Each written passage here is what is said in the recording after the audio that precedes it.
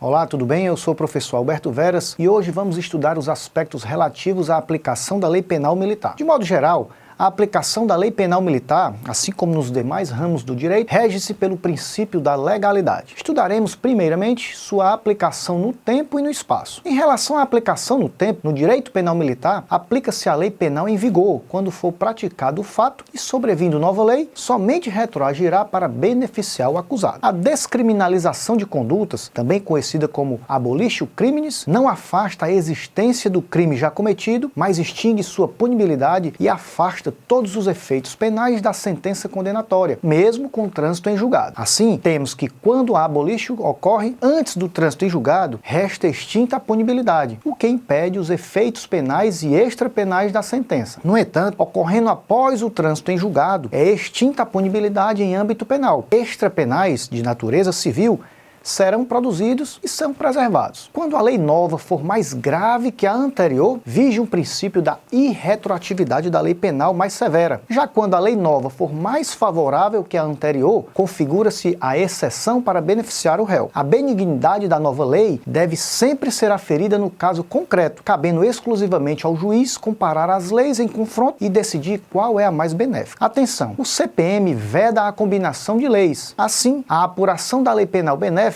deve ser feita separadamente. O Código Penal Militar, da mesma maneira que o Código Penal, dispõe ser possível a retroatividade e a ultratividade da lei. Nos casos em que a lei for excepcional ou temporária, embora decorrido o período de sua duração, ou cessadas as circunstâncias que a determinaram, estas serão aplicáveis ao fato praticado durante a sua vigência. Em relação à aplicação da lei penal no espaço, o direito penal militar adota a territorialidade e a extraterritorialidade incondicionada, igualmente como regras. Assim, aplica-se a lei penal militar sem prejuízo de convenções, tratados e regras de direito internacional ao crime cometido no todo ou em parte no território nacional. Também se aplica a lei penal militar fora do território, ainda que o agente esteja sendo processado ou tenha sido julgado pela justiça estrangeira. É a ideia de extraterritorialidade irrestrita, justificada pela natureza da atividade e pelos bens jurídicos tutelados. As embarcações e aeronaves militares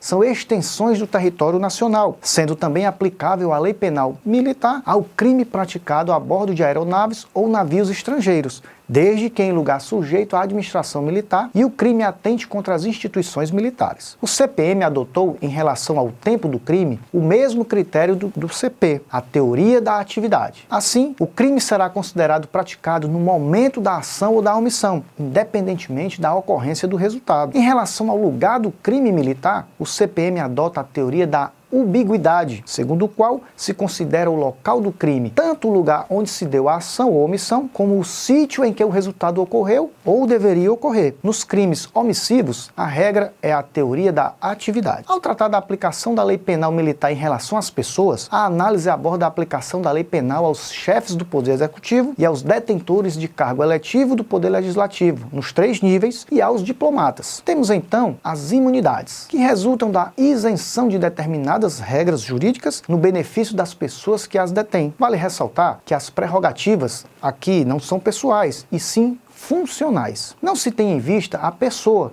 mas sim a função ou o cargo público ou mandado eletivo por ela exercida. Todos os oficiais generais gozam de prerrogativa de foro perante o STF ou STM, a depender do caso concreto, ou seja, do posto ocupado e a natureza da infração penal. Os comandantes das Forças Armadas, por sua vez, têm prerrogativa de foro em quaisquer infrações penais comuns, delitos eleitorais, crimes militares e nos crimes de responsabilidade em geral. O militar que praticar crimes dolosos contra a vida, fora do exercício de suas funções, será julgado normalmente pela justiça comum. Já quando tais crimes forem praticados em contextos relativos à função militar, a competência será da Justiça Militar da União. Atenção, existem 2 ações diretas de inconstitucionalidade, as de números 5.804 e 5.901, que discutem a competência para processar e julgar os crimes dolosos cometidos por militares contra a vida de civis. Fique atento. É com essa observação que encerramos o nosso estudo de hoje.